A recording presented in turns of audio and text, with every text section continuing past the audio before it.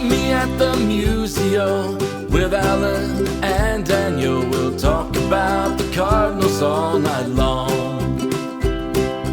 Everyone come gather round, listen to your favorite sound. We'll talk about the Cardinals all night long. We'll talk the games and all the rest, about the team that we love best. We'll talk about the Cardinals all night long. We're gonna talk about the Cardinals all night long.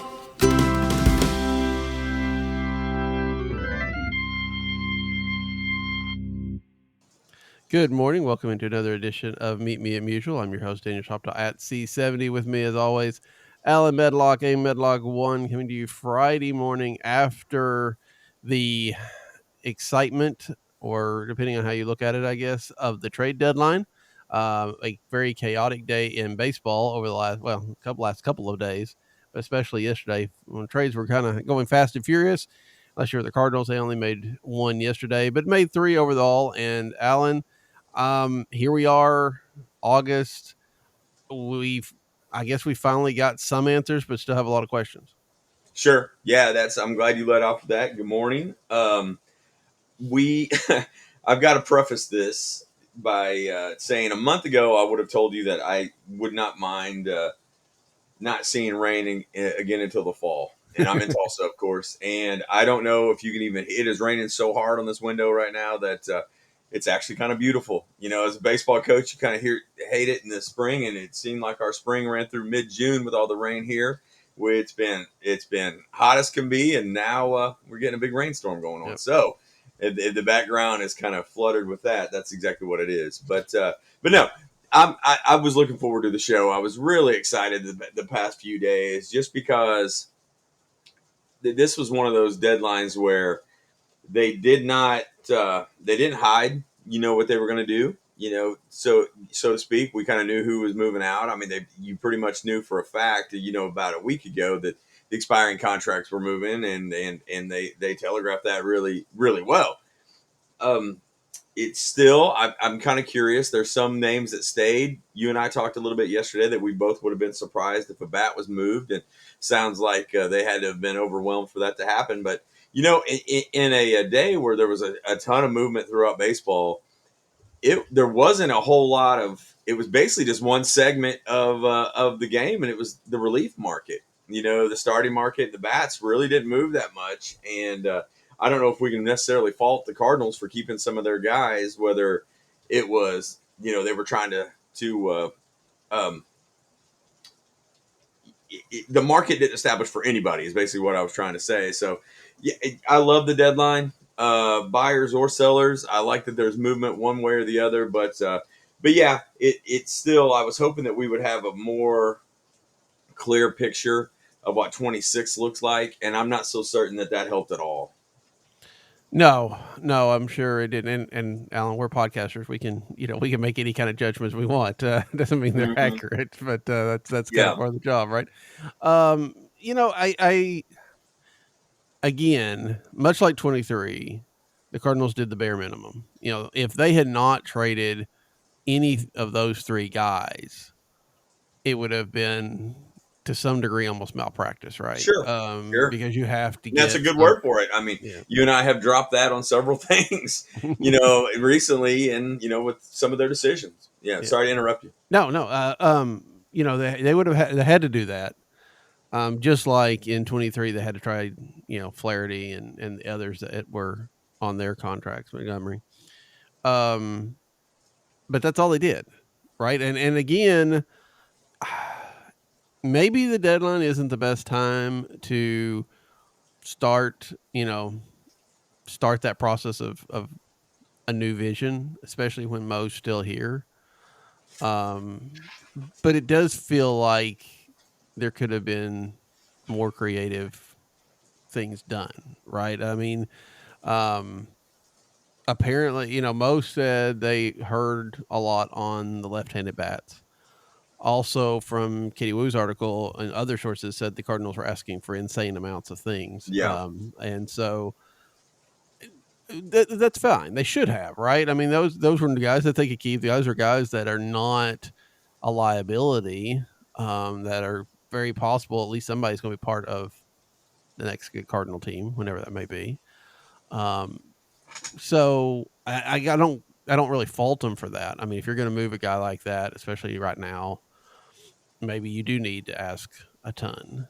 Um, that said, it might have been I mean, it could have been a time where you're going to get more value than I don't know. I mean, again, we're not in the room. Yeah, It's hard to know because, at the deadline, people are motivated to pay prices, but there's also a smaller market. Um, you know, what will happen this winter? And I don't know. I mean, that's the thing. It's just a deadline that you got prospects back. I mean, obviously, we're not prospect guys. yeah, And those are guys that are farther away. There was only, I think, one, two, I guess. The one that came back for Stephen Matz, Blaze Jordan, yeah, and one of the ones that came back from Phil Maton, Skylar Halls, I think. They're at AAA, but the rest of them are especially Hall. I don't think either one of the AAA guys are considered real significant. I mean, they're good. And they could make a debut. They could make an impact, but they're not going to be a big deal. I don't, at least right now, that's what it looks like. The real stars, if you will, of this return are down in what, high A. yeah. So it's going to be a Now, yeah, while. It's going to be a while to figure this out. Well after Mo's out of the picture, before we find out how his last trade deadline went. Um, but I think if you were to look at it, and you just look at it right now, it is, as some others have said, really indicative of the last few years, especially of Mo's tenure, that it is unimaginative and bare minimum. yeah, yeah. I mean, it's talk about status quo. Of what we've seen through the years. I mean, it's one of those to where, like, we talk about it all the time that as much as we watch and as much as we follow and have them under the microscope, there's some of those things that now you can kind of, you're never ever really blown away. Even if you have a knee jerk, when you pull back a couple layers of that onion, you realize, well, this is kind of masked about how his administration has always run business. So yesterday was absolutely no surprise about how it went, and almost some of here's what's crazy: we knew Mayton was leaving. Mhm. We felt like they signed him to trade. One of those. I feel Yeah. like that was one of those moves. Mayton admitted it as himself. Hmm. Um, why, other than the fact that he's notorious for the late deadline deals, do they wait to announce the Mayton deal at the 11th hour? I think my guess is if it's not just a holdout for everything, and it may have been, the Mo said that they traded Helsley first because they didn't want to have a musical chair stop and not have a chair to sit on. I'm a little hesitant on that. I think that they could have found a good deal for Helsley even if they'd waited. Maybe a better one if they'd waited till closer to the deadline and it becomes more of the last option. But I'll take his judgment on that. Yeah. It may have been that Yes. Maton, if they didn't trade him, they were fine to keep him. He obviously doesn't make much money, and if for some reason a deal didn't get made, fine and good. Okay, we got it. We'll keep him. And it also may have been that Maton was a backup for some of these other teams. It was like the Cardinals would have pulled the trigger. They were just waiting to hear from another team who was waiting to hear on a deal that if they Yeah. made it, they wouldn't get Maton. So I don't know how much of it goes on Mo and how much of it goes on the other side. Sure. And that's a great point. And honestly, I was literally asking the question leading to the fact that, hey, did he do this 11th hour because he always does one 11th hour, and that's probably just Yeah, the modus operandi of how he likes to handle these deals. There were several. It seemed like the same teams went and got. Well, I guess that happens every year because that's why they're contenders. But yeah. it's the same teams that got, like, the Mets just stockpiled bullpen guys, Hmm. and the Padres did too. The Padres had a great day yesterday, I felt like, and another one too is the Astros. I mean, that's kind of a almost pulled a coup by getting Correa, and you talk about fire sale. What happened in Minnesota was pretty Yeah, crazy. yeah. But yeah, I would love for there to be a book written by one of these guys that's out of baseball that goes through a lot of this. That's the best part of Moneyball is the draft is the the draft day chapter and the trade deadline chapter, and it doesn't touch on it much in the movie, but in the book it's fantastic. I would love to really peel these back to find out some of these things, and I know there's legal ramifications of saying some things, but I would love for Mo to have been like, well, this is what was offered, not necessarily naming names, but this is what was offered for New Bar, and we feel like the value is better here. I would love to hear those things, not just we were underwhelmed by some of these, Yeah. and I understand through baseball that's probably what you have to say, but I would Yeah. love for there to be a time where they kind of pull the curtain back and you find out a lot more about what's going on and some of the names that are bandied about.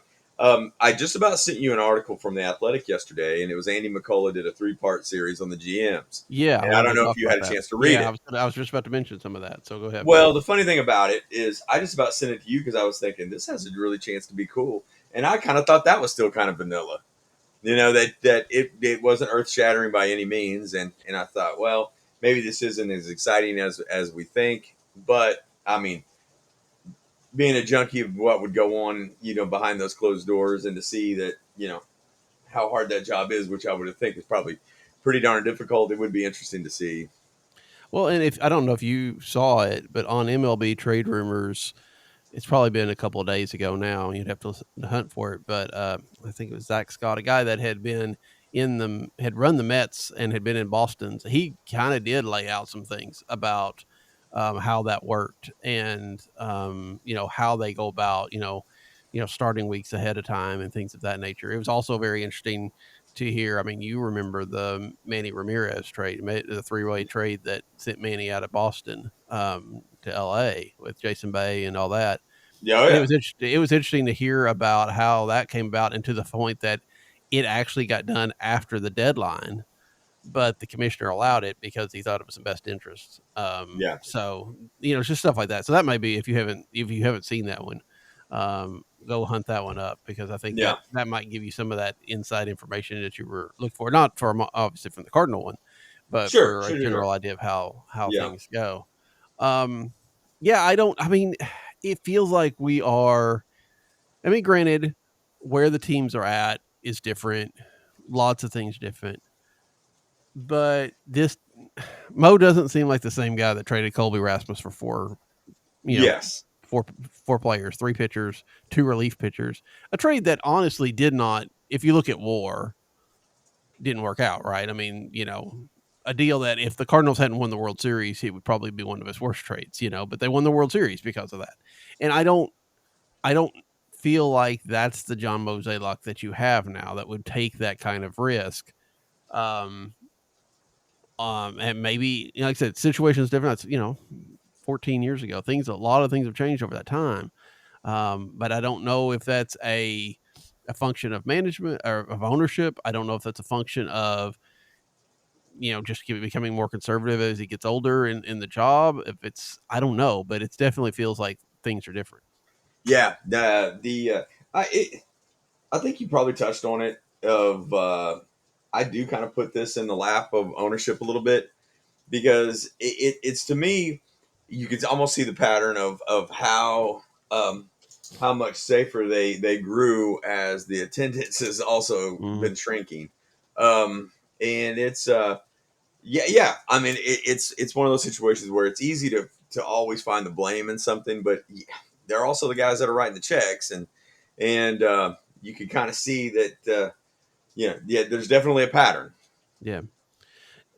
Do you think, and this gets a little bit off of trade deadline, but do you think that we've entered a spiral here of, the Cardinals didn't put necessarily the most exciting product on the field, so then fewer fans have come, which means they have less money, which means they're going to do less on the field, which means there's going to be less fans, which means, I mean, you know what I'm Oh saying? And, yeah, I don't know if we're there, but it feels like it.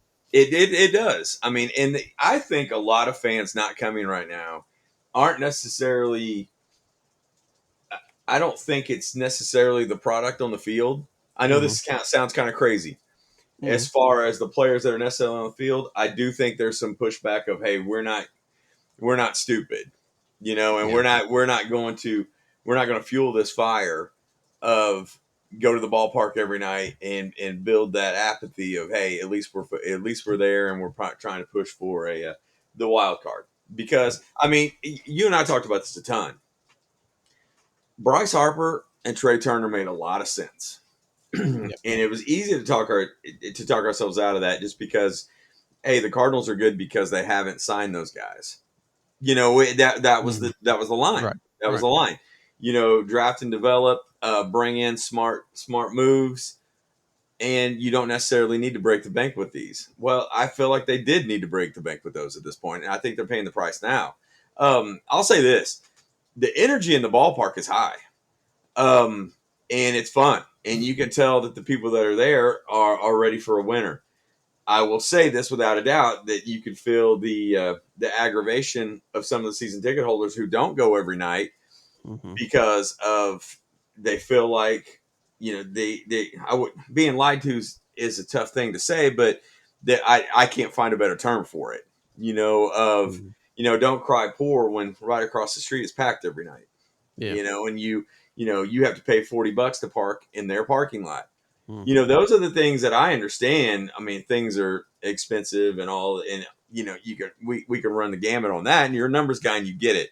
Yeah. But it's one of those to where I feel like it's a spiral that they've created, which leads to some other questions I was going to have throughout the show. I mean, I feel like you have some marketable players right now. I mean, like Wynn is a guy that you probably need to hang your hat on right now. And Hmm. of course, his Right. offense isn't where it is, and baseball fans nowadays are fans of players over teams and things like that. But it would be easy to market somebody like that for multiple reasons. Um, not very well. It's not very well marketed in the ballpark either. And Hmm. it's his jersey is the one that you can buy. Newt Bars is the jersey one you can buy. Contreras is the same thing. Other than that, well, and Scott's coming along, but those are the ones you can get, Well, and I and feel like even that needs to be in the ballpark more than anything. Um, even that's hard though. I mean, because I was there, for Blogger Day wanting a Win, T-shirt. I wasn't going to actually buy the jersey, and those they are did. yeah, And they didn't have. I bought a white one, which was nice, but they didn't have it in the standard red or anything of that agreed, nature. agreed with that. And you're right. No Victor Scott. I don't even remember. I don't even remember necessarily a Jordan Walker once. There were walkers this weekend. I will tell Okay. you that. I'm glad you brought that up. But it's kind of the bury the lead type situation. Because the ones on the wall were few and far between, and they were Newt Bar win. And yeah, you're Mhm. right. They were 225. Yeah. Yeah. Of course, the T-shirt's 50, so it's hard to. It was no. I mean, You know. here's what's funny. Now, of course, this was the Sony. In college, I could buy a Cardinals fitted hat, game style fitted hat for 19.99. Hmm. They are 49.99 off the wall up there Yeah. now. Yeah. Now I'm an idiot that pays for them too. So I mean, I can't complain much. But I'm just saying that's another thing with with baseball and the Cardinals that I guess they probably can't change that too much, but it definitely is a problem.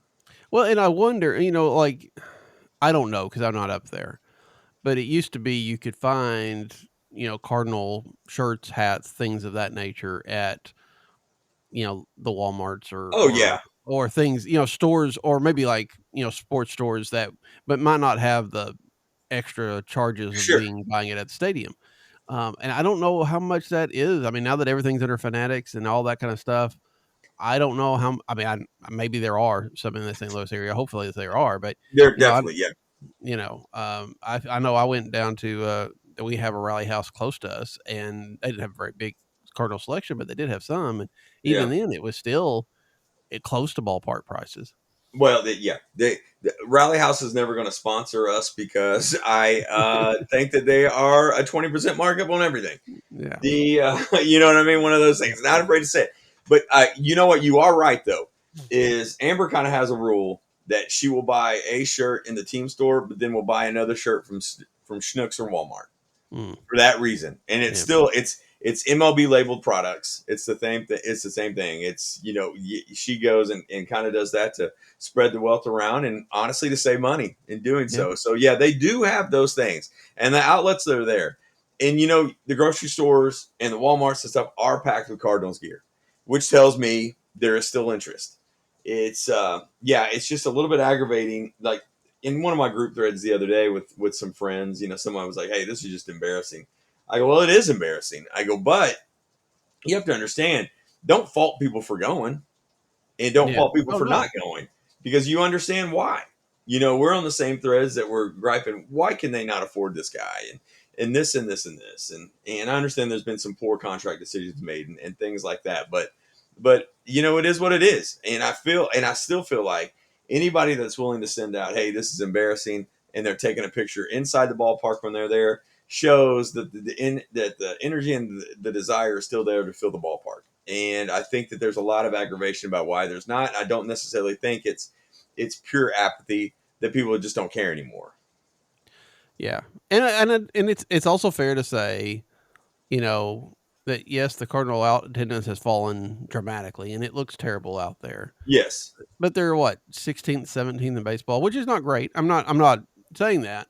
But I mean, this is like, this major crisis. Whereas if Pittsburgh ever got up to 17th, they would, it's a packed house, right? I mean, the standards are higher, and there should be yeah, in St. Louis.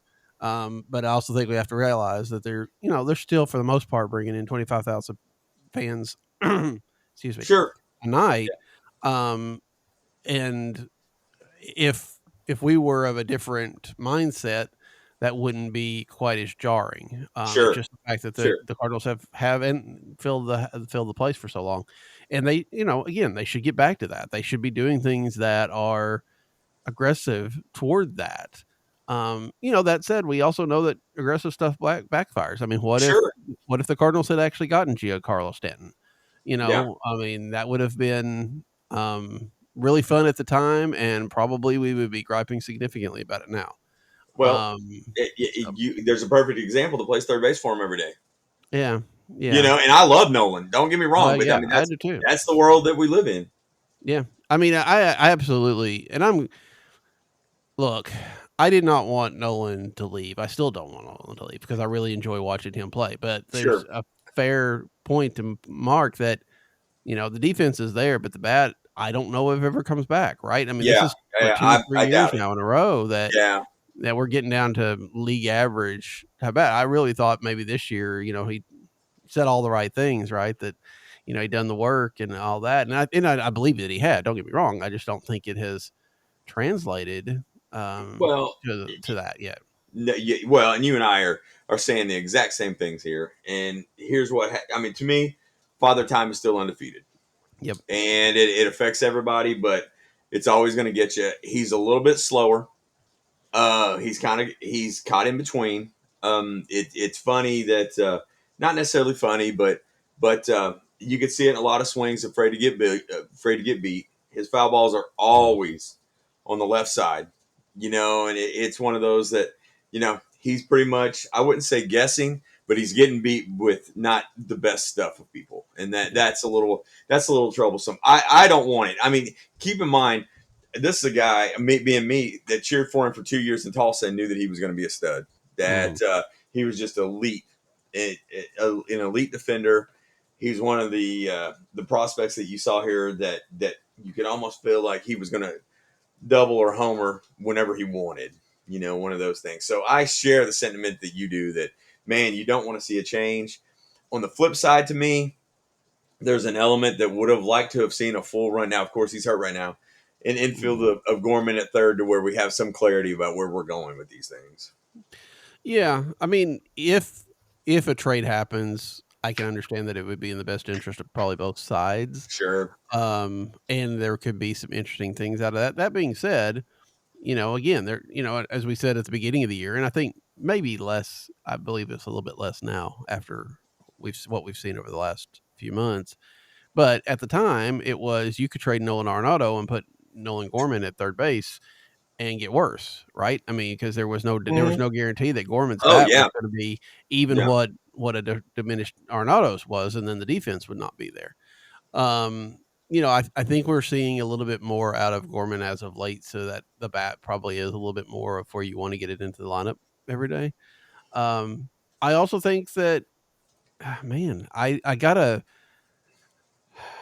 you can't rule anything out, I guess. But Yeah, it really feels like with Nolan turning down the trade to Houston, and then having the season that he's having, I mean, it's very hard to not just imagine him being here for the rest of his contract, right? I mean, sure. 2 more years, and if he doesn't hit any better in the next 2 years, I mean, as much as he wants to play and he's got that fire because then he does. I mean, where does Nolan go? I mean, that's way down the line, but you wonder if this is the last, right? Is this the last 2 years of Nolan Arenado's career coming up after this? Sure. Yeah. I mean, I would. Yes, I would. I mean, I would definitely think so. I want to pull it up because don't they only owe? Is it 12 or 15 in his last year? It was $15 Which million in the last year, and I can't remember the okay, I Rockies. couldn't remember if it was 12 They or covered 15, but most I of knew them. it was one. Yeah, And yeah, I'm then pretty sure they had 15. yeah, and then Might have of been course 17 you're looking actually. at you're looking at an age, 36 season. Yeah, I mean well, he'll be 35 next year in April. Yeah. So 36 is a last. I mean, I hate that for him, but you do wonder if this just it rolls it out. I can't imagine him signing another contract. I mean, I think it would be year to year if he did. Yeah. Yeah, he is 15 and 27. Okay. And that's fully Cardinals. Colorado, according to cost contracts, has $5 million in next Is year. he? What is he? Last 25 next year? yes, I believe so. Let's see, Wow. 27 27. next year. Okay. And then the Rockies are paying 5, so he's 22 22. for the Just, Cardinals. still a lot of money. Yeah. Well, and Yeah. again, I mean, if it's the defense is there, there's no doubt about Yeah. it. But if you're getting league average, or you're getting league average now, and you start wondering if that's going to be the high point. Yes. Uh, you know, But even in the Cardinals terms too, though, I'm not so certain they expected a heck of a lot more than what they have right now. I think that you want to be a league average player, OPS around 100, type situation. But I'm not so certain that they hung their hat that they were going to get much more than what they have. I still think the things that have hurt them is the lack of power development out of the guys that you assumed were going to be your powerful bats. And last year there was a lot of Arnaldo Goldschmidt, and when your superstars aren't superstars, it hurts. But on the flip side of that, with the emerging guys that they want to take over that mantle of Gorman and Walker didn't hit for power last year either. That was the one thing that really stood out to me in the 3 times I've been to St. Louis this year. Washington was one of those that is a team similar to St. Louis right now without the history. They have some pieces, but they can't really get out of their way. Fire your GM, which is crazy. One of those type deals, but they're kind of rudderless to say. But roster wise is similar. What really surprised me is how much better the Braves and Padres lineup was than St. Louis. yeah. And it's one of those to where with those two teams, they didn't really have an easy out. And the Cardinals, they don't have the guy that you can pencil to be. I mean, I love the lineup, but they just don't have that fence post and that could go every day. And that's the one thing that really worries you, because you're thinking, well, the Braves are darn near, what are they, over 12 games out of this? And the lineup is still superior than what St. Louis has. Yeah. Let me pull the standings up real quick, because I think part of that is, I mean, they're Their 13 pitching out of the injuries wild are card. noted. I mean, I Yeah. know that, but Yeah. it's just one of And those to where it was very jarring to see how much better they were. And San Diego was the same thing. Their lineup is really good, and you're like, man. But they did what they had to do, and they went out and bolstered their pitching, and they're going to be there. I will say that the Braves, while they're 46 and 62, their expected is 52 and 56, which Yeah. is the Cardinals expected is 54 and 56. So, and they may be a little bit closer than we think, which is, I mean, overall. And you're right, the Braves pitching injuries have been the biggest issue. And, Ronald Acuna Jr. has been out a lot. Well, you're right. And he hadn't truly hit a ton, but right. Even in a down year like that, I mean, he's just more electric than anything the Cardinals have. Yeah. Yeah. I mean, it was one of those to where you're like, well, you get past this part of the lineup and you're thinking, well, then you have this. Well, in St. Louis, you're just like, well, you can go at everybody. And I mean, I love Donovan. I love Burleson. And and I think Walker will hit. Mhm. But it's just right now. It's it's not apples to apples lineup wise. No, I mean, it's a far cry, and is it going to be because that lineup was legendary, but it's a far cry from 2004, Oh yeah, where you had the MVP 3 and you had up and down the lineup. And I think the Cardinals have had some lineups even since then that sure. were pretty Well, even solid. But in 22, I mean, you know what I mean with Pujols and yeah, those guys. I mean, that's yeah, you find the fountain of youth, but still Pujols, and it's you just look at what it is 3 years ago, and I understand the development side of it, and I understand all that goes into it. It's just jarring when you're like, man, you can't get these guys out, and then there's not a lot of challenge to worry you on the Cardinal side. yeah. I mean, the Cardinals were good about if you got a guy on, you felt okay because there was a lot of guys coming up that could get you that hit that came next, right? Yeah, Or a double or something of that nature. But you don't have the guy that if you're down by 3, you get 2 runners on and you think, okay, that let's get to this guy because he can tie it up with one swing. I mean, yes, um, and I don't know. I mean, I'm hopeful that what we've seen out of Jordan Walker over the last month is real and that he yeah. can start lifting it a little bit more because he's hitting the ball hard and Oh he's man, not hitting ground balls and he's yeah, had patience, but he's not quite gotten it to the home run level yet, right? I no, mean, it's more doubles and stuff, which maybe that's just the way it is. But I think if you get Walker going and you get Wynn, and if you can, if Victor Scott continues to take step, if you can market, if you're looking at marketing around those 3 yeah, next year, if people are excited about them, I think the biggest part, well, we've talked about it, right? They've done some of that, right, with Youngry and things of that nature. Um, but I think the biggest thing is, Jordan Walker has to be the bopper. I mean, yeah, because you can deal with the shortstop being a all around guy and the center fielder with the speed, but you've yes. got to have at least somebody a bopper in there. And if Jordan Walker can hit 20-25 home runs and be a consistent home run threat, I think you market that as a 3-headed monster and go with it. And again, is that enough to get extra people in the seats? I don't know, but at least it gives a buzz around the team. Yeah, no, I mean, you're 100%. I mean, I couldn't agree with that more. It's one of those to where you feel like you do have the pieces of a lineup that could be eventually that could be good because I mean, you look at you want to say, well, wins a glove for a shortstop. Well, he still OPS is over 100. Mhm. One of those type deals, and Scott will be offensively challenged ultimately. I feel like he needs to get the ball on the ground more. The Yeah. that's just me. And then you have the emergence of Herrera, but which adds almost a wrinkle position wise. But hey, if you're going to Yeah. hit, they're going to find a position for you, and Yep. we've shown that, and they've shown that. You're right. I mean, it's one of those to where Walker fits in well, but you wonder if Walker fits into if he's the piece that they need. Because you're Mhm. right. I mean, you completely need the bopper. Now, whether that's going to be Gorman, which is I don't know how the book is on Gorman or Walker. They're going to have to find that, and Mhm. that's the piece they need. Which leads me into my next question. Um, what happens in the off season? Here's my thing. I was thinking about this all day yesterday. The lineup they run out right now. Let's just say you run out next year and find a way, which I just don't know if it's possible, to where Gorman gets every day at bats, Mhm. where Walker gets every day at bats, where Donovan gets every day at bats, where you're going to have Contreras. You find a way for Nootbaar and Herrera to do it and still keep your level of defense. What if you go and sign a Merrill Kelly and one other starter? Where does that put you? I mean, in theory, it definitely puts you in contention for the division.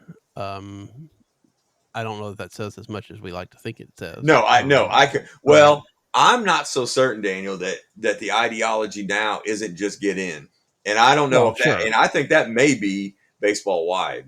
Oh yeah, there's no doubt. I mean, I think there are some. If you're good enough to be in the conversation to get a buy, you might push for that. But for the Yeah, most part, you're right. I mean, it's just if you get in, that's all that matters. And we've seen that even this extra round of playoffs isn't necessarily a huge hindrance. And we've seen how teams sitting out for that bye has not always been the biggest benefit either. So yeah. Yeah, I agree. I think it's been that way for quite some time. And I think that's part of what's been the problem for the Cardinals, right? Is they were able to just kind of get in on their own terms and tinker here and there. And, the quality of the team slid and you didn't really recognize it because you're still making team, appearances in October. Even if they were short. I don't know. I think if you run out the same lineup for next year, Yeah. I think we're going to be disappointed in the first off season of Heim Bloom because I think maybe it's just me, but I feel like we as fans want to see at least some movement, some idea that things are different now Yeah. because Heim Bloom is there. Because if you have a winner where you keep all those guys and you just sign, maybe an Merrill Kelly, I feel like we're like, new guy, same stuff, because that's exactly the kind of thing that John Mozeliak would have done. Yeah. Um, I feel like we want to see. I want to see. I don't think they're gonna have a whole lot of money to spend in the off season anyway. Um, Although I think they could go get a Kelly or something like that. Yeah. Um, but I want to see them do some sort of trade, some sort of creative trade. Maybe it's a challenge trade. Maybe you trade a Newt Bar for a young pitcher that has a similar amount of control, and maybe it's had some struggles, and you see, you know, who can get the best out of it or whatever. But I think they've got to do some stuff that gives a little bit more definition to the roster. It makes it look a little bit different because I just because we have seen the same stuff for the last couple of years. There's been changes around the edges, of course, Goldschmidt leaving and stuff like that. But if you have the same starting lineup, game 162 this year as you do opening day next year, I think that you've probably had a failure of an offseason. Yeah. I'm trying to think of a scenario that. Give me a Well, I don't even know if record indicates anything right now because they could potentially lose a lot of games just because they're figuring out the back end of that bullpen. Right. Almost like you can handle losing games for the back end of the bullpens right now until you can figure some stuff out. Does that make sense? It To where does. their record may not indicate how well they play in the second half, basically, because I feel like this will be the more runway than we've seen so far this year, and it's just going to happen for a third of the season. But what I'm thinking is. One, I know what you mean as far as the lineup 162 as opposed to the opening day lineup next year, and you're right. You feel like there has to be some moves to clear up some of the glut of what they have, and some of these 3 and 4 year guys that have had their chance to show, they may move on from. The What kind of a situation gets you excited for next year? Is it going out and just playing competitive games and winning? Like the back end of the Miami series was completely. You could almost write the script of how they were going to play after the Helsley deal. There wasn't a lot of life. Last of a 7-game homestand. You're playing through the heat. You're ready to get on the plane. That you could just kind of feel that's where it was going. What gets you excited for next year, or what? Not necessarily excited. What positive momentum? What does positive momentum look like for you to end the season? I think we talk about the back end of the bullpen being a struggle, like you were saying. I don't know that it will be. And I Well, think that may be a situation because and I honestly say that not necessarily by performance, but by selection, if that makes sense. Like yeah, I think there's gonna be some situations where you're like, hey, I really like O'Brien, and he probably needs this, but they're gonna go with somebody else because they're gonna test somebody else. and that's very possible. That's very possible. Obviously, like you said, the winning of games is secondary, as it was supposed to be all year, secondary to what we've got. That being said, I also wouldn't be surprised if Jojo Romero is your ninth inning guy and Ryan Fernandez is your seventh inning guy, and they kind of stick with those roles as Yeah, well. I Brian's your eighth inning, whatever. yeah No, and it's funny. We had this conversation, which was really good on the side. You and I think O'Brien gets some save chances too, um, and that could be fun to watch. Now Yeah. on the Romero deal, who I'm a huge fan of Romero, and honestly, I was 50-50 whether he should have. I was probably leaning more toward the hey, you may have to strike while the iron's hot here. But Yeah. is it a situation with Romero to where they're gonna keep him because this is a test to see if he can close games. B, it's going to keep him in enough games to be around that 500 mark. And C, is it a situation where they know that if he can close games, he's going to be a hot commodity? Maybe the last one. Although I can't imagine he wasn't a hot commodity now, Oh, right? We've agreed. seen what I he agreed. is and the way that relievers were flying. Um, I don't know. Honestly, I don't really believe this, but I honestly would not have been terribly surprised if it was just they had to move those other three and they didn't want to be distracted. Um, because it really feels like, look, I guess it boils down to do you plan to do you think you can win next year? Legitimately, right? Do you think you can? Because if you can, then you might need a closer. Yeah. But I don't think a lot of people necessarily expect this team to be a serious I mean, they may be like they did this year, Yeah. and so if not, maximize that return, right? I mean, that's what we were talking about with, I think we talked about it on the show. I know I wrote about it last deadline about trading Ryan Helsley then Yeah. is Oh, yeah. because you had a year and a half. And when we saw what some of those guys, like the guy, Duran from Minnesota, had another year or two of control, what that got versus what Ryan Helsley brought back. And I just, Branch Ricky's old motto was trade a player a year too early versus trading a player a year too late, right? Yes. And I would much rather in this situation. Now, if the Cardinals are pushing for have a team that you think can win the World Series or at least go deep in the playoffs, you're not talking like this. But a team that's sitting around that 500 mark, or there's no reason to go push it in. Make your aggressive move and see if you can't get better talent to come back in the system. So I would have moved Romero because of that. That being said, yeah, maybe he gets some saves in the offseason, and maybe they move him in the offseason. Maybe they'll, if somebody needs a closer then that doesn't sign a Ryan Helsley or something like that, maybe he has a value when he's a cost controlled guy. I don't know. I mean, I think it'd be very interesting to see if Heim Bloom trades some of these guys that we thought should have been moved now, if he trades them here in his first off season, and that may be an indication that he would have traded them at the deadline. Yeah. Yeah. That's the one. It'll be telling how businesses run, right after the season. The just to see, what's the GM meeting talks, the winter meeting talks, and that's somewhat exciting just to see how much how telling it's going to be of how things would have been different. I'm not convinced they. I still hold the fact that this is probably, and this may be naive of me, that this was a team deadline, knowing that the future was at stake. Yeah. I have a feeling that this was probably, this was a room group, not necessarily Mo. Oh, well, And yeah. yeah, I and mean, but you're right. I mean, you're 100% right. And just to see how the change of business is going to, how much they're going to broadcast that.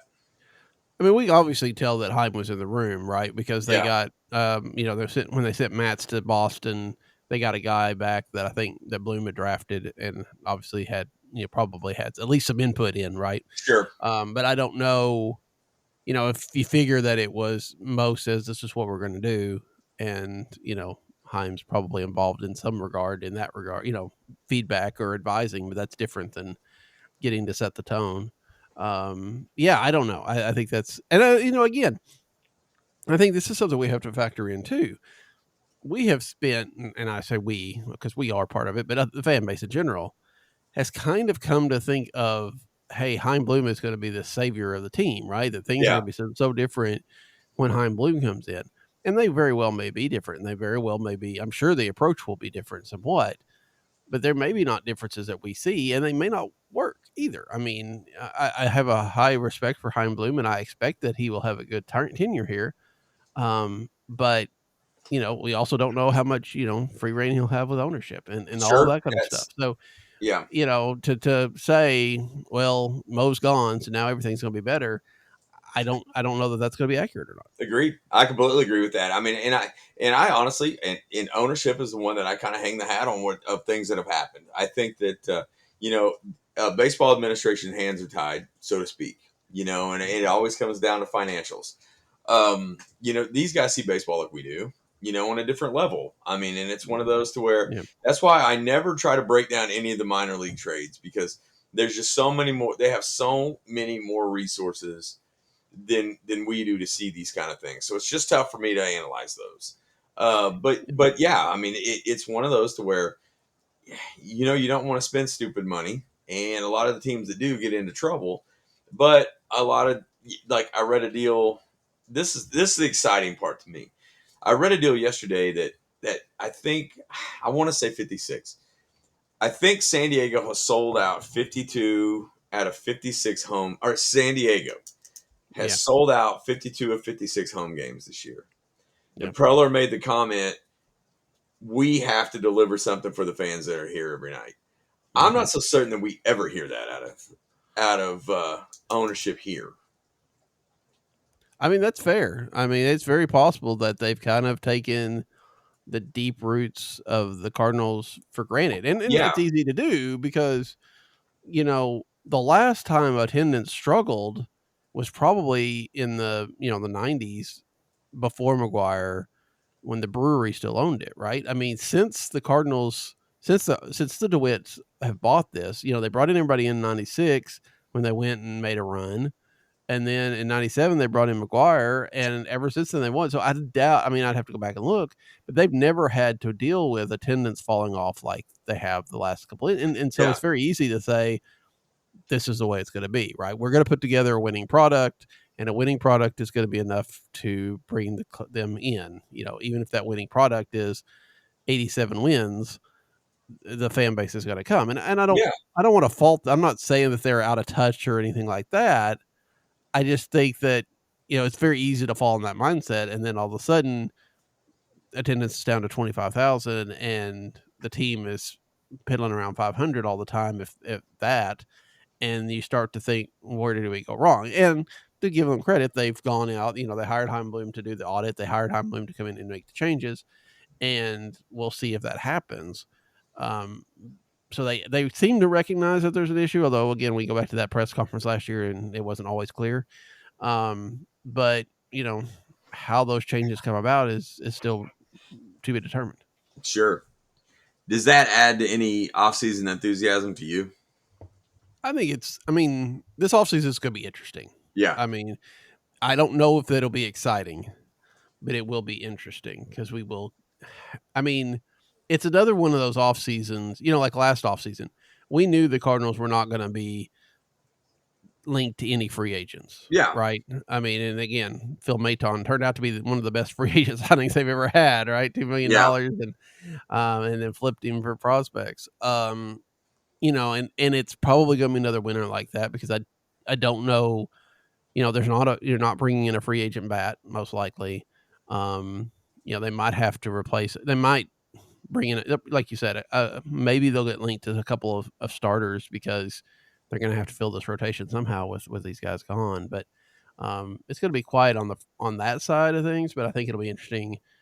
If there's a trade or trying to determine what this looks like or anything that Heimblum might actually say. Because I mean, it'll be almost a year before since we've heard from him, right? I mean, he hasn't really done any press this year. He stayed out of the way. And I'm interested to hear, maybe when October rolls around, you figure he's going to start doing some interviews. And I think that's when it's going to be interesting to see what he thinks about this team and what the philosophy is going to be. And if he's like, hey, we need to do X, Y, and Z to get this team back on the right track. sure. Yeah, I want to see if there's the comments of, hey, we've seen enough out of our young guys to where we feel like we can upgrade and where we can upgrade certain spots and we're right there, or we feel like we need further runway with some of these guys, or that we need a more of a refresher course in the minor league system. That's kind of the offseason plan that I would kind of like to see mapped out of what expectations are and what how close they feel like they are after this year. That's those are the things that I'm curious to see, because you know up until the break, you play pretty well. You're thinking, okay, well, are you just playing over your head, or is this who you are? So I don't know. There's a lot of questions that you have to answer, and I was hoping, back to mine, me being naive. I was hoping there'd be a little bit more of a sense of a direction after yesterday, but for me to expect that, I mean, it's kind of silly, knowing we knew exactly what the deadline was going to be for them, and we almost mapped it out yesterday what it was when we were talking at 6:30 yesterday morning. Yeah, I mean, you hope that they do something interesting, right? But that's not the case. I mean, you kind of know that it's not going to be. You asked me a while ago, what do I want to see out of the last 2 months of this season, and honestly, I'm not as worried. I mean, the pitching staff is going to be the pitching staff, right? Most of it, you've got either people are already gone, and so maybe you'll see some different options, or with Fetty and Mats and all them gone. Of course, Fetty's really the only one out of the starting rotation, so you're really going to have to see that. I'm not worried as much about the bullpen. I want to see what the offense is going to do, right? I Yeah. mean, 6 shutouts in July alone. This offense has got to figure out a way to click. And if maybe that's the return of Gorman and Newt Bar, who will probably be back in the next week or so. Maybe that, I think maybe be interesting to see if they play Pozo a little bit more behind the plate than they have been, because Pages is not hitting at all, Yeah. and the defense has been okay, but it hasn't been like, oh, you've got to have that guy out there. I just want to see if they could put some sort of, positive run together over the last 2 months to kind of get us at least somewhat excited about seeing these guys next year. Yeah. No, go ahead. No, you kind of get to the same point that you were this time last year, kind of thinking the same things about the same guys, but hopefully we'll see a little bit of an improvement. Yeah, no, I completely agree. That's one of those. What catching is going to be? Catching will be interesting this off season, because they're hardly getting any production out of it. Yeah, and I kind of want to see where they go with this, because I don't know if you can run these two back.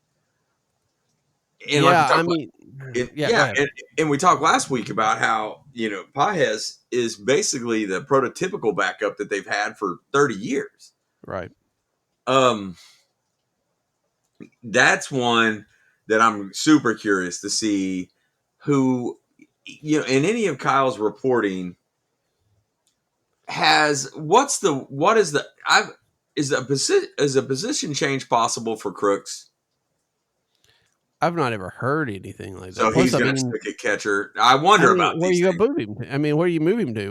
Well, no, I don't mean. What I'm worried about is, I hope it's not a situation where he's a Herrera, is what I'm trying to say. No, yeah. To where he hits and he's going to be up, but you're going to have to figure out some way to make to afford him the ability to catch. Not he's going to hit and you got to find a way in the line. You know what I mean by that? I may be speaking in circles.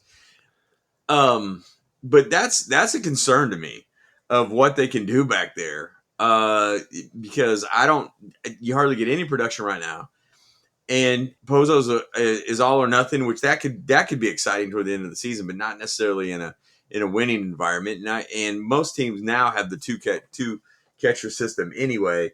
But I do wonder what they're going to do, because if you want to just a wish list of things, one, I wish they would go get some ones or twos, in the rotation. Mm-hmm. I wish they would go find some kind of power without costing your young guys, and I wish they'd figure out catching, because those are things I feel like that's a big problem. Yeah.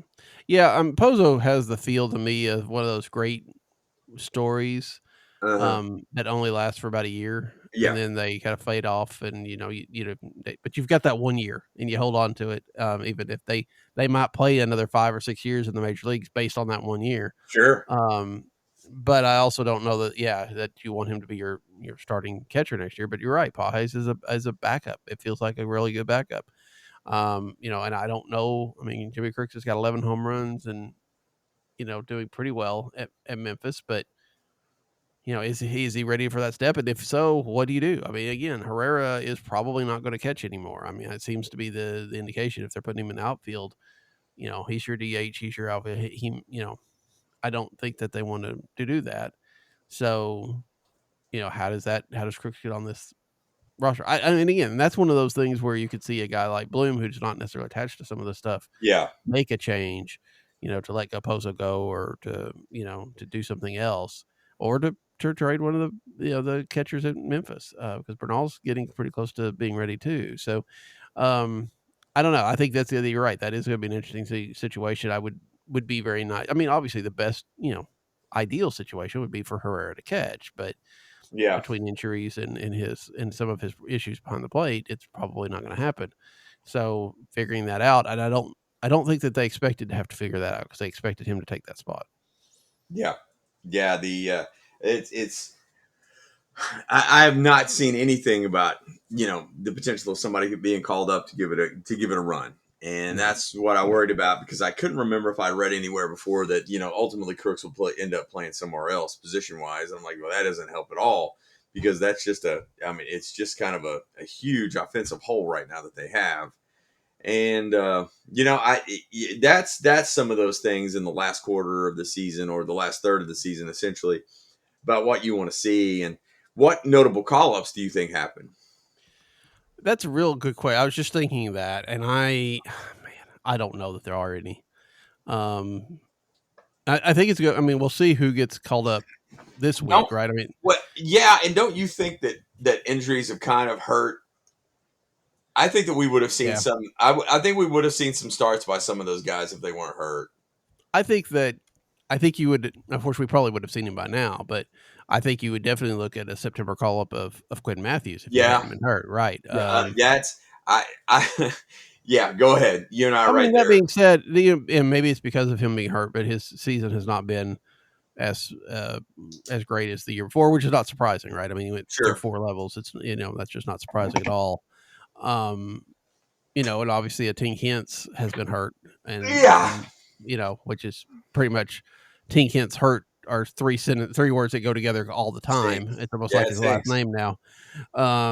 So I don't know. I feel like the September call ups are just going to be whatever arms that haven't been or aren't currently up. Yeah.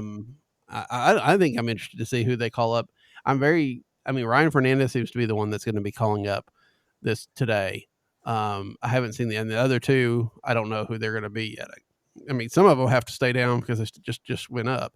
Um, I think it might be interesting to see if they rotate some arms in the last 2 weeks or 2 months. I mean, especially since they can, they've got a couple of 40-man spots now. Um, I will be interested to see how they do that. I still don't think that we see JJ Weatherholt in September, Yeah. but I mean, then again, you know, will there be a temptation to go ahead and bring him up and try to, especially if attendance falls off so hard in August and he's still hitting as well as he is in Memphis, is there going to be a temptation to bring him up and do the Mason Wynn thing and see if he can, give him the first month or so before he gets ready to take over for next year, and then hope that people will come, see the new superstar. I don't know. I don't think that they will, but I could not completely rule that out.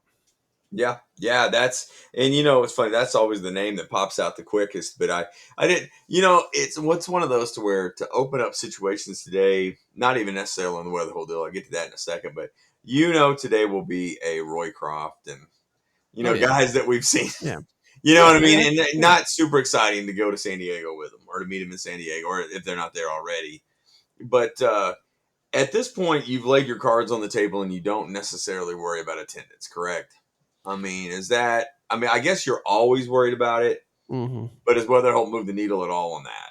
to where Yeah. you let him play for a month and see what it does. Is that a widely known name now? And I mean, I think there's still some question on where he's going to play and who he's going to unseat, in that infield too. Yeah. And I mean, fair. that also adds to the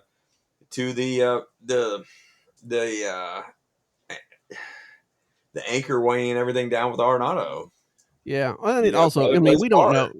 know. There could be, if somebody gets hurt in August, that may, force a card. Um, but yeah, I think the fact that JJ Weatherholt was player of the game, what the second game of the Marlins series, Yeah. because nobody else was doing anything, so they made him the BJC Uh-huh. difference maker of the night or whatever. Um, I think there's some note. I think that the fact that he was the highest draft pick until this year, the Cardinals have had for a while. I imagine there's a buzz there, Yeah. I could see that. Are you going to sell the place out because JJ Weatherhold's making his debut? No, but as the weather cools off and, as football starts to, take over everything, you might need a way to stay on the front page, in the sports section, and that might be what they do. I don't think they will. I don't really think that they're going to use attendance as a determining factor. Um, but maybe it's in the conversation. Yeah, and that's it. It will be interesting to watch for those to answer to some of the answers to those questions potentially here in the last 2 months. Just to see, where movement is, what position movements. I mean, I'm assuming you're probably going to see a Sajasi play a lot, so you can figure that out. I think that you Mhm. would probably see the same thing with Newbar. Honestly, he'll probably play a lot. Which one, he's going to be better, one of your better players in the lineup. But I think that those are the two of the names that you may look at that could potentially be moved. Newbar being the headliner on that, but just to Yeah. kind of figure some space out, especially if you think that Weatherholt will be here at some point next year, then you really have to start figuring some stuff out. Yeah. And I mean, if you don't think JJ Weatherholt's going to be here at least at some point next year, I think you're not doing your job right. I mean, he's a Yeah, Triple A. He's hitting yeah, well. I mean, if you want to say he's going to start at Triple A next year and we'll see how it goes, yeah. But you have to at least expect that he's going to do well enough that he's going to need to be at least a midseason call up. So sure, I think that that's one of the things the Cardinals have not been willing to do very often is clear a spot for a guy that might not be completely ready right now, yeah, right? I mean, if you go and get some sort of journeyman second baseman until JJ Weatherholt's ready, that's okay. But the Cardinals have typically, we've got to hold on to all these guys because he's not ready yet, and then when he's ready, well, now what do you do? Um, so I don't know. I think that would be an interesting thing for this winter as well, is if they start clearing a spot for him. I think it'd be very interesting if they kind of leave the back of the rotation as a spot where it can be easily upgraded if they yeah, think Liam Doyle's going to move that fast, or if Quinn Matthews has a good start, or Matthews may be in that rotation anyway. I don't think sure. so, but is the fifth starter spot going to be a real competition going into spring? Those kind of things. I don't know, but yeah, I think that. So what do you think? I have just kind of thought about this now. It's the last trading deadline for Mo. That's done and dusted. What does Mo do for the next 2 months? I don't know. I've wondered about that too. The because it's funny you bring that up now because earlier I'd forgotten I was going to ask you a question. Who does their end of the season presser if they have it? Do you think it's I Mo that think both wraps of it up them. as a goodbye? I think it's both of them. Yeah, I think both I, of them are there, it much almost like it has to was. be. Yeah, yeah. I think that if they even do a lot end of the season, I think they will do one because Mo has to have some sort of ending, retrospective, if you will.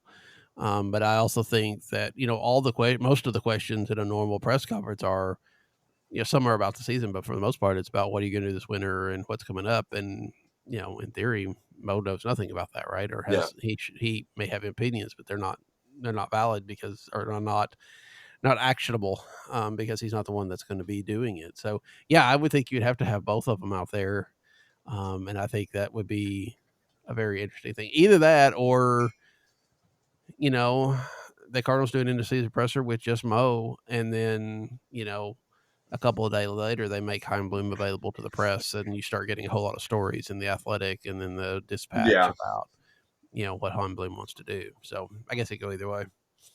Yeah, that's yeah, that it.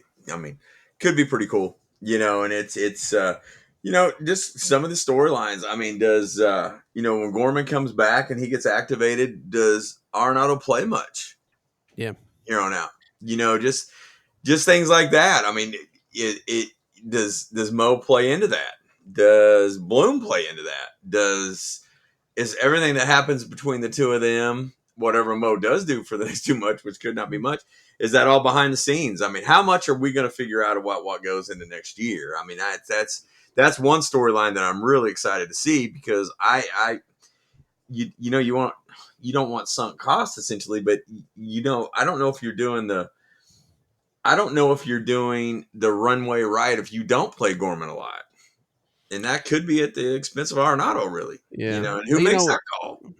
Yeah. I mean, I don't know. I mean, that's a difficult conversation Yeah, to have, I would think, especially the fact that you're going to have Nolan next year potentially. in the year after, in Yeah. theory. Is there a, and this is not a contract. And I don't know how. I mean, I guess it would still matter. I mean, you're still getting the Colorado money and all that, but if you um, designated him for assignment, then that's. I mean, again, that's a lot of money. So they're not Yeah. going to do that. And again, he's not. I mean, he's a replacement No, level yeah. player, right? I mean, He's not he's not Fetty. You know what I'm right. saying? To where you're like, Right. gosh, he's in the lineup again. It's not Right. that. It But just I kind of think goes against what they were saying, and I understand that they're hampered by a contract that they really didn't have a lot to do with. right. But they've also got to. I mean, that's one of the reasons that the Wits have traded for big players is because they know what the contract is. So they knew what they're, they know what they got. I think they've got to be better about dropping him in the lineup. I think they have to recognize that, even if his name feels like he should be hitting fifth, you may have to hit him seventh, especially with Jordan Walker hitting well now. Yeah. Yeah. If you have Arenado, Pages, Scott as your 7, 8, 9, that's okay. And who knows? I mean, maybe he gets a different, different look at different things. But I think that running him up there in the middle of the lineup is not doing him any favors, not doing the Cardinals any favors. And again, part of that is 6 shutouts in this month, and part of that is because he's, Nolan seems to have slipped off as well, right? I mean, Yeah. he's still hitting the ball, but he's not hitting it hard, and when he does, it seems like it gets caught. But yeah, I think that you've got to move, Walker up to that 5th spot or something like that with the way he's swinging the bat, and let him see if he can handle that spot. Sure, their kids gloving him, without a doubt, by keeping him down in the lineup, and I somewhat agree with that. Yeah, I mean, I mean, until the last, till he came back from his injured list, probably deserved that, right? I mean, he struggled for quite some time, and really didn't have it, but he seems to have a different approach now that is really working for him. He's got patience, and he's got some power. He's hitting the ball hard. So I think you gotta do that kind of thing. And I think that kind of stuff, what does it look like now that you really, you may be technically in a race. And I know most of their, in his press thing yesterday, their goal is still the same, to win as many games as possible. And I have no doubt about that. I mean, they're competitors, but there's also got to be a little bit of, let's try this, because if it doesn't work, it's okay. Versus we can't try that because we got to win this game, and so I'm interested to see what that looks like. 100%. And Ollie said the same thing. Ollie said basically what you said, when he was on with Bernie earlier in the week. It was one of those, he was really frank. And what's interesting about Marmol right now is that's a different guy from last year. Yeah. There's a lot of not caring, what I mean, of who he offends. And that's something we did not see as much of last year. Yeah. Well, and I think it's going to be is that a guy that knows that at the end of the year he doesn't have a job? Is that a guy? There's a lot of sentiment about that around the ballpark. I will say that. But it's also a possible guy that knows that, hey, I'm on the same page as the guy that's coming in, and I feel pretty confident that I'm not going to get fired, right now. So I don't know. We'll have to see. Yeah, it was. Yeah. It's funny because I say everybody, but there's a large portion of the ballpark staff that feel like Marmol's gone. I'll say that. Mhm. Yeah, and I mean, I don't know. I mean, it's a logical thing, but I could also imagine, you know, I can imagine him staying. I don't know. I don't know. I Yeah. don't think that, I know a lot of people want to blame Marmol, but everybody wants to blame the manager to some degree too. Doesn't matter. I continue to remember how disliked Tony La Russa was until he won his first World Series. To the point that everybody was clamoring for him to go. Um, so that's just the way that managing is. I would like to see him continue. I think it would be very interesting to see if they'll give him another year. And maybe it's he's got another year on his contract if I'm right. So maybe it's, hey, you're going in as a lame duck. I know that they didn't used to like to do that, but they might be like, hey, well, you know, you're going to go in like this, and we'll revisit it in 6 months or something like that. At the All-Star break, maybe we'll talk about it, see how it's working, see how we work. But I could imagine Heimblum not necessarily wanting to make that change immediately, but I could also see that, yeah, it's let's do it. We're going to do the clean slate, and if nothing else, that would give you at least something in this winter, because when they fired Mike Schill, we were pretty sure that it was kind of going to be like an Ollie Marmol type of situation, right? Yes. I think we didn't necessarily expect them to. I think they interviewed, but we didn't necessarily expect an outside of the organization hire. If they fired Ollie Marmol this offseason, I don't think that a Stubby Clapp or you know anybody like that. Do they go out and get a Skip Schumacher? Maybe, but also could see this being somebody that's like got totally new, totally no connections. More connections to Boston or Tampa Bay Yeah. than they have to St. Louis. Agreed. And I think that would be. I'm not advocating for that, but it would make for an interesting offseason. Yeah. Yeah. That's I'd kind of wondered that too about how much Bloom is going to be allowed to break the mold a little bit, and is Cashman in play? One of those things. Is it a Schumacher? One of those deals. If they make a move, something tells me they're not going to, though. I don't know why I feel that way, but I feel like Marmol comes back. Yeah, I think so too. I assume you mean Kevin Cash and not Brian Cashman. No, yeah. Cash. Sorry. I'm like, what is Heim going to hire his replacement? What? Are you ever amazed that Cashman's been there 27 years? By the way, Oh, it's insane. I I mean, read that yesterday, and I was thinking, man, that's nuts. yeah. I mean, to the and of course we grew up in the George Steinbrenner years where nobody stayed more than 3 years Yeah. in any job. But yeah, for somebody to be in, I mean, we thought, and it is, Mo's run in St. Louis, both as, it has been great. I mean, he's been in St. Louis, what, 25, 30 years total, but he's only been the top guy since what, 07. So Yeah. yeah, it's still, that's a long time. Anytime you get over 10 years in that kind of job, a job that has a lot of rotation, at least in some markets, it's pretty impressive. But for Cashman to be there for 27 years in the biggest market and a team that hasn't won the World Series since 2009, right? I mean, at some point in time, even though they've been competitive and even though they've been there, you would have expected that at some point in time they would have cleaned that house. For him to still be there, and I mean, as far as I know, as just as entrenched. I mean, he's going to be there. I mean, it feels like now he'll be there till he retires, right? And that could be another 10 or 15 years. Yeah. That's it's just funny how time flies because I read that yesterday. I was like, oh my gosh. Yeah. I don't want to think about time flying. That's what I was gonna say. It was more indicative of me than anything. You know what I mean? I'm like, oh boy. I mean, my odometer rolls over tomorrow. I don't necessarily need to think Yep. about time. So It's anyway, all right. birthdays. Yeah. So Yep. all right. Well, we will wrap this up. I think this is probably the only trade deadline podcast show that basically didn't even talk about what the Cardinals got back. Yeah, we did, but if you want to know about those prospects, you're going to go find Kareem or Kyle or listen to one of the other shows, probably even, we're not going to know about these guys till they're closer to it. Sure.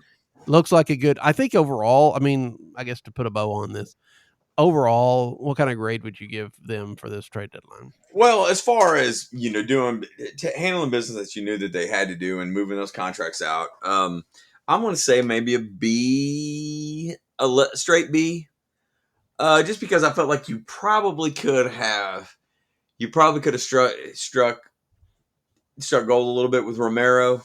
I feel like I'm glad they held on to Donovan, but I did wonder if the excitement would have been maybe moving a bat.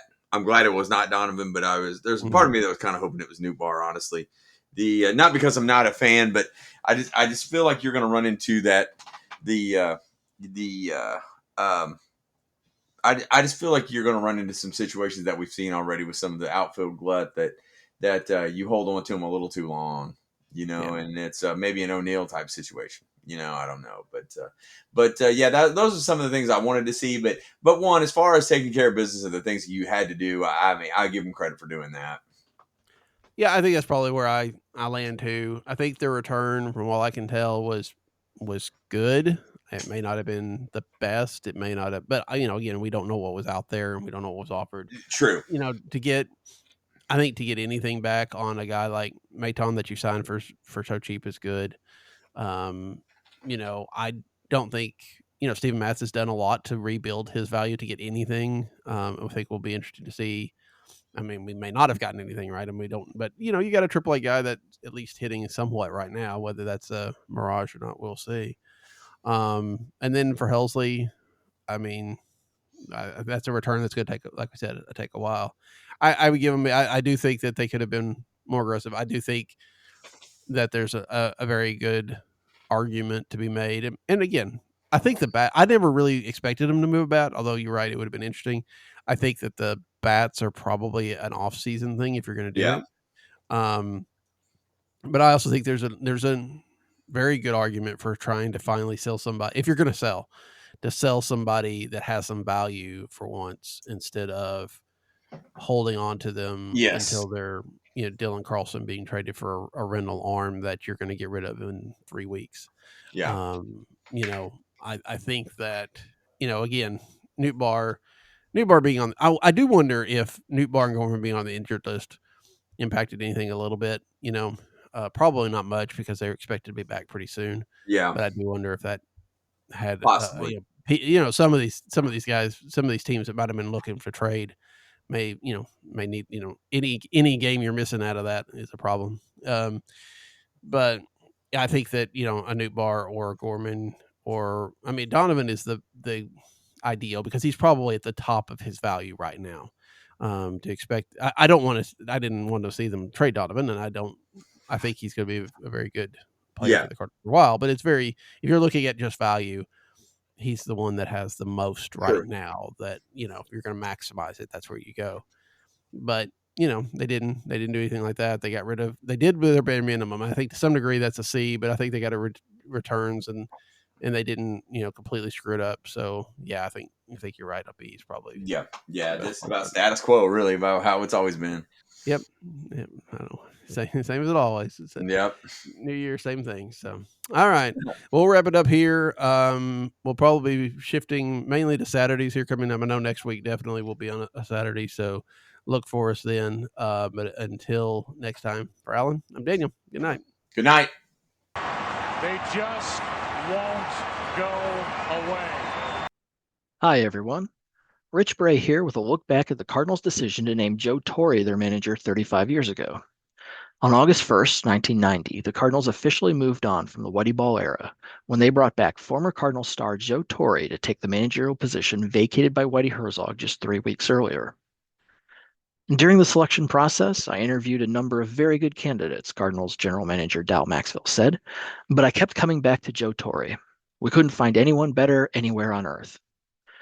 Herzog's 10 years in St. Louis included the 1982 World Series championship and National League pennants in 1985 and 1987. But after the Cardinals got off to a 33-47 start in 1990, Herzog resigned on July 6th. Torre, who played for the Cardinals from 1969 until 1974 and won the 1971 National League MVP, was already familiar with replacing a Cardinals legend. After all, he arrived in St. Louis in the trade that sent 1967 MVP Orlando Cepeda to the Braves. Over 6 seasons with the Cardinals, Torre hit .308 with 98 homers and 558 RBIs, including 24 homers and 137 RBIs in his MVP campaign. To come back here and put on the Cardinal uniform again, I can't tell you what it means to me, Torre said. I have goosebumps because St. Louis has always been a second home to me, and now I have to say it's my first home. Following the 1974 season, the Cardinals traded Torre to the Mets, where he played the final 3 seasons of his career, including a 1977 season in which he served as player-manager. Torre managed the Mets for 5 years, compiling a .286 and .420 record before going to Atlanta, where he led the Braves to the 1982 NL West Championship in his first season with the team. The Braves won 88 games and placed second the following year, but after they went 80 and 82 and placed third in 1984, Torre was dismissed. Before coming to St. Louis, Torre had spent 6 seasons in the Angels broadcast booth. I'm not coming in here to replace Whitey, he said. It's impossible to replace him. I can't go in and try to copy him or think about the things he did. I'd come out on the losing end. It's like me going out and trying to hit Nolan Ryan and thinking about how many games he's won. I can't do that. I just have to go out and do the best job I can do. Torre was always the frontrunner in a candidate pool that included Don Baylor, Hal Lanier, Pat Corrales, Gene Tennis, Galen Pitts, and Mike Jorgensen. Baylor, who wouldn't get his chance to manage a major league team until the expansion Rockies made him their manager in 1993, was the only other candidate who confirmed that he participated in a second interview. We owe it to the fans to do a thorough job, and I hope they believe me when I say we've done the best job possible and have explored every avenue to find the proper guy. We believe Joe Torre's the man, Maxwell said. Not everyone, however, was convinced that the hire wasn't a foregone conclusion. I don't know why they didn't do it on July 7th, Herzog joked, referring to the day after his resignation. He was always going to be the guy. St. Louis Post-Dispatch columnist Bernie Miklasz wrote, despite the earnest denials issued Wednesday, it's obvious that Maxwell didn't need to summon a pack of bloodhounds to help him conduct this search. He had to turn the pages of a little black book until he found Torre's phone number. Then he had to dial correctly. That was the extent of this exploration. The decision to name Torre was probably made before Whitey Herzog's uniform could be laundered and pressed the day he resigned. While Torre's Cardinals went just 24-34 during the rest of the 1990 season, they won 84 games and placed second in the NL East in 1991. The Cardinals enjoyed winning seasons in each of the next 2 years, culminating in an 87-win season in 1993. During the strike-shortened 1994 campaign, however, the Cardinals fell to 53-61 and were just 20-27 in 1995 when Torre was fired. In 6 seasons as the Cardinals manager, he compiled a .351 and .354 record. At the time of his dismissal, only the Dodgers' Tommy Lasorda, the Pirates' Jim Leyland, and the Braves' Bobby Cox had been in their positions longer among National League managers. Despite his tenure, however, Torre had seen the writing on the wall. The 1995 season represented the final year of his contract, and the previous season the Cardinals had sought permission to speak to Leyland about managing the Cardinals, a request the Pirates denied. The Cardinals had also inquired about Oakland's Tony La Russa, who had re-signed with the Athletics but had an opt-out if the club was sold. Though Torre never reached the playoffs in St. Louis, the Yankees named the native New Yorker their manager in 1996. Torre led the Yankees to the World Series championship that season, and after winning 96 games and finishing second in 1997, he led the Yankees to World Series championships in each of the next 3 years. He won 2 more pennants in 2001 and 2003, and in 12 years in New York, he finished with 6 American League pennants and 4 World Series titles. In a 29-year managerial career, Torre compiled 2,326 wins. He was inducted into the Baseball Hall of Fame in 2014 and the Cardinals Hall of Fame in 2016. For more Cardinals history, visit stlredbirds.com or follow me on Twitter at Remembirds, REMEMBIRDS. It is a distinct possibility that this is his last at bat of 1998. Take a good long look. This is going to have to last you until next March in Florida. First and third, 2 out. Into the field! Number 70! How much more can you give us, Big